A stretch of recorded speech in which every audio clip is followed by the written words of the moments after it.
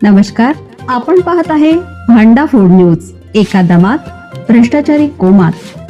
Social media, कर्जबाजारी, गुन्हेगारी, सट्टेबाजी, चोरी, मटका, जुगार, दारू, सावकारशाही, न्यायाच्या प्रतीक्षेत प्रशासन. भांडाफोड न्यूज. एका दमात भ्रष्टाचारी कोमात. अमरावतीत 180 मुलींना जाळ्यात ओढलं.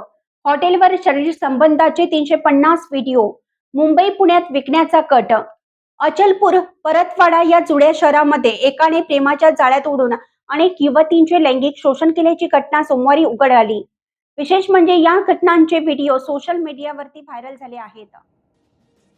भाजपने सुमारे 180हून अधिक मुलींचे 350 व्हिडिओ असल्याचा दावा केल्याने खळबळ उडाली आहे.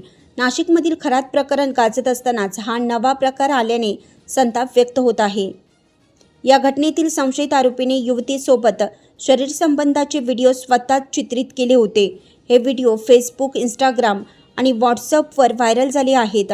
या व्हिडिओमध्ये पीडित तरुणीची असहाय्यता स्पष्टपणे दिसून येत असल्याने ब्लॅकमेलिंगच्या माध्यमातून त्याने अनेकांचे आयुष्य उद्ध्वस्त केल्याचा संशय व्यक्त होत आहे. या प्रकरणात केवळ एकच आरोपी नसून त्याचे काही साथीदारही असल्याची शक्यता वर्तवण्यात येत आहे. आरोपी कुटुंबासह घरातून फरार. हे पाशवी कृत्य चव्हाट्यावर येताच संशयित आरोपी कुटुंबासह घरातून पसार झाला आहे. सध्या त्याच्या घराला कुलूप असून पोलिसांसमोर या प्रकरणाचा छडा लावण्याचं आव्हान समोर आलं आहे. अद्याप कोणीही पीडिता समोर आलेली नाही. मात्र व्हायरल व्हिडिओ हाच पुरावा म्हणून पोलिसांनी स्वतःहून गुन्हा दाखल